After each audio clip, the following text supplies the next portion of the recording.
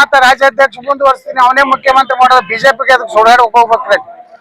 ಯಡಿಯೂರಪ್ಪನ ಮಾರಿ ನೋಡ್ಲಕ್ಕ ಹೋಯ್ ವಿಜೇಂದ್ರ ಹಿಂದ ಜಿ ಅನ್ಕೋತ ಹೇಳಕ್. ನಾ ಜಿ ಅನ್ನೋ ಮಗ ಅಲ್ಲ. ಅದ್ರಾಗಿ ವಿಜೇಂದ್ರ ಅಂತ ಒಬ್ಬ ಕ್ರಿಮಿನಲ್ ಜಿ ಅನ್ನೋದು ನನ್ನ ಕಡೆ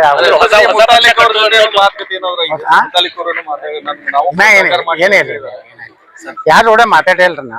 ಇನ್ನೂ ಇವ್ರದ್ದು ನೋಡ್ತೀನಿ ಬಿಜೆಪಿ ಅವ್ರ ನಡೆ.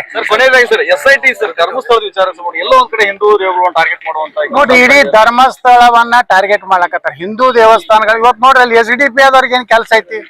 ಅವ್ರು ಪ್ರತಿಭಟನೆ ಮಾಡ್ತಾರ ಮಕ್ಕಳು. ಅವ್ರು ಯಾರು? ಅವರು ದೇಶದ್ರೋಹಿಗಳು. ಏನು ಸಿಕ್ಕಲ್ಲ. ಧರ್ಮಾಧಿಕಾರಿ ವೀರೇಂದ್ರ ಹೆಗಡೆ ಅವರನ್ನ ಒಂದ್ ರೀತಿ ಅಪಮಾನ ಮಾಡಬೇಕು. ಹಿಂದೂ ಧರ್ಮದ ದೇವಸ್ಥಾನಗಳನ್ನ ಒಂದ್ ರೀತಿ ಟಾರ್ಗೆಟ್ ಮಾಡಿ, ಅಯ್ಯಪ್ಪ ಸ್ವಾಮಿ ಇದರಲ್ಲಿ ಮಾಡಿದ್ರ, ಶನಿ ಶಿಗ್ನಾಪುರದಲ್ಲಿ ಮಾಡಿದ್ರ, ಇವತ್ತು ಧರ್ಮಸ್ಥಳ ಐತಿ, ನಾಳೆ ವೀರಭದ್ರೇಶ್ವರ ಬರ್ತಾನೆ, ವೆಂಕಟೇಶ್ವರದ ಮುಗಿದೋಗೈತಿ. ಈಗ ಅಲ್ಲಿನೂ ಉಂಡಿ ಒಳಗ ಅದು ಇದು ಹಾಕ್ಯಾರ ಬತ್ತಲ್ಲ.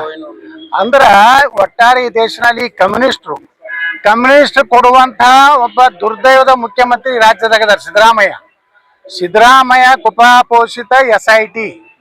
ಆ SITಗೂ ಸಿಗಲಾಗೈತಿ. ಯಾವನೋ ಲೋಫರ್ ಸುಳ್ಳ ಮಾತು ಕೇಳಿದ್ರು ಎಲ್ಲ SIT ನೇಮಿಸಿ ಒಬ್ಬ IGP ಲೆವೆಲ್ ಅವಾಗ ಅಲ್ಲಿ ಕೂತು ಅಂದ್ರ ಹಿಂದೂಗಳನ್ನ ಅಪಮಾನ ಮಾಡೋದು. ಸರ್ಕಾರದ ಮನಸ್ಥಿತಿನೇ ಹಿಂದೂ ಒಟ್ಟೆ ಹಿಂದೂಗಳನ್ನ ಟಾರ್ಗೆಟ್ ಈ ದೇಶನಾಗ ಆಗ್ಲಕತ್ತೈತಿ.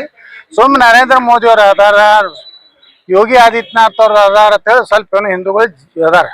ಇಲ್ಲಿ ಕರ್ನಾಟಕದಾಗಂತರೂ ಇದು ಸಾಬರ್ ಪಾರ್ಟಿ, ಇದು ಸಾಬರ್ ಸರ್ಕಾರ. ನೋಡ್ರಿ, ಮೆಟ್ರೋ ಇದು ಕೇಂದ್ರ ಸರ್ಕಾರದ ಯೋಜನೆ.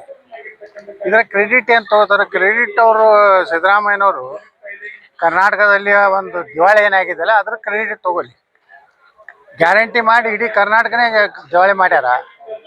ಮೋದಿಯವರು ಇಡೀ ದೇಶವನ್ನ ಜಗತ್ತಿನ 5ನೇ ಒಂದು ಆರ್ಥಿಕ ರಾಷ್ಟ್ರ ಮಾಡ್ಯಾರ.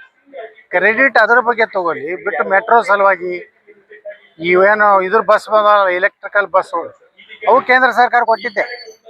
ಇಂಥವೆಲ್ಲ ಸಣ್ಣ ಚಿಲ್ಲರೆ ರಾಜಕಾರಣ ಮಾಡೋದು ಬಿಟ್ಟು ಸಾಕಷ್ಟು ಸಮಸ್ಯೆ ಅದಾವು ರಾಜ್ಯದಲ್ಲಿ, ಸಾಕಷ್ಟು ಸಮಸ್ಯೆ ಅದಾವು. ಆ ಕಡೆ ಸಿದ್ದರಾಮಯ್ಯನವರು DK ಶಿವಕುಮಾರ್ ಅವರು ಕೆಲಸ ಮಾಡಲಿ ಬಿಟ್ಟು ಮೋದಿಯವ್ರ ಬಗ್ಗೆ ಮಾತಾಡೋಷ್ಟು ನೈತಿಕತೆ ಕಾಂಗ್ರೆಸ್ನಾಗ ಯಾರಿಗೂ ಇಲ್ಲ.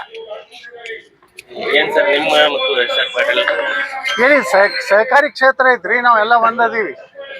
ಬಿಜಾಪುರ, ಬಾಗಲಕೋಟೆ, ಅವಳಿ ಜಿಲ್ಲೆ ಅವ್ರದ್ದು ಒಂದು ದೊಡ್ಡ ಸೌಹಾರ್ದ ಐತಿ. ನಂದು ಒಂದು ಕರ್ನಾಟಕದ ದೊಡ್ಡ ಸೌಹಾರ್ದ ಐತಿ, ಸಿದ್ಧಿಸ್ರಿ. ನಾವು ಅವ್ರದ್ದು ಈಗ ಮಲ್ಟಿ ಸ್ಟೇಟ್ ಆಗೈತಿ, ನಮ್ದು ಈಗ ಕೆಲವೊಂದು ದಿವಸ ಮಲ್ಟಿ ಸ್ಟೇಟ್ ಆಗೋದದ. ನಾವು ಒಬ್ರಿಗೊಬ್ರು ಸಹಾಯ ಮಾಡ್ಕೋತ ಸಹಕಾರಿ ಕ್ಷೇತ್ರ ಉಳಿಬೇಕಂತೇಳಿ ಅವರು ನಾವು ಎಲ್ಲ ಕೂಡ ಅದರಲ್ಲಿ ಸಹಕಾರ ಇದೀವಿ. ರಾಜಕಾರಣದಲ್ಲಿ ಅಡ್ಜಸ್ಟ್ಮೆಂಟ್ ಇಲ್ಲ. ಅಷ್ಟೇ. ಸಹಕಾರಿ ವಿಚಾರದಲ್ಲಿ ಸಹಕಾರ ಇರ್ಬೋದು, ಆದ್ರೂ ನಿಮ್ಮಿಬ್ಬರು ಹಂಗೇನಿಲ್ಲ. ನೀವೇನು ಕಾಂಗ್ರೆಸ್ ಹೋಗ್ತಾ ಇರ್ತ ತಿಳ್ಕೊಬೇಡ್ರಿ, ಅವ್ರು BJPಗೆ ಬರ್ತಾ ಇರ್ತ ತಿಳ್ಕೊಬೇಡ್ರಿ. ನಾವು ಕಾಂಗ್ರೆಸ್ಗೆ ಹೋಗುದಿಲ್ಲ, ಅವ್ರು BJPಗೆ ಬರೋದಿಲ್ಲ. ಈಗ ರಾಹುಲ್ ಗಾಂಧಿ ಅವರು ವೋಟಿಂಗ್ ವಿಚಾರಕ್ಕೆ ಸಂಬಂಧಪಟ್ಟಂಗೆ ಸಾಕಷ್ಟು ಅಕ್ರಮ ನಡೆದಿದೆ ಚುನಾವಣಾ ಆಯೋಗದ ವಿಚಾರ. ರಾಹುಲ್ ಗಾಂಧಿ ಅವರ ಮುತ್ಯ ಯಾರಿದ್ರ? ನೆಹರು.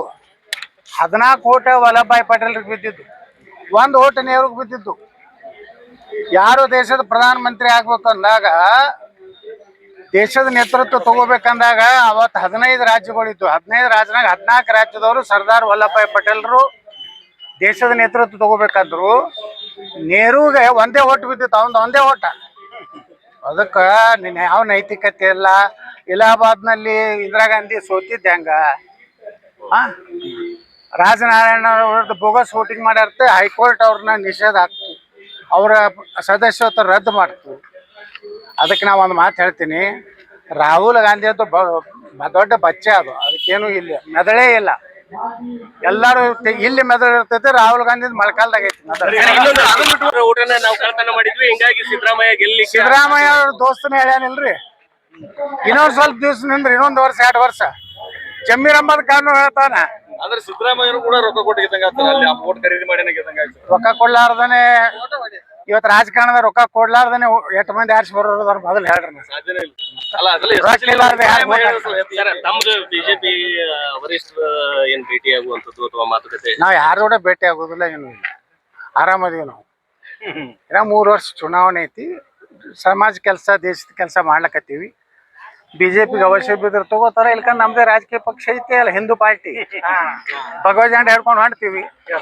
ಹೇಳ್ರಿ ಸರ್, ಇವತ್ತು ಪ್ರಧಾನಿ ಮೋದಿ ಅವರು ಬೆಂಗಳೂರಿಗೆ ಬರ್ತಾ ಇದ್ದಾರೆ. ಮೆಟ್ರೋ ಹಳದಿ ಮಾರ್ಗ ಉದ್ಘಾಟನೆ ಮಾಡೋದು, ಆ ವಿಚಾರದಲ್ಲೂ ಕೂಡ ಕ್ರೆಡಿಟ್ ವಾರ್ ಶುರುವಾಗಿದೆ. ಒಂದ್ ಕಡೆ ಬಿಜೆಪಿ ಅವರು, ಒಂದ್ ಕಡೆ ಕಾಂಗ್ರೆಸ್ ಅವರು. ನಾವು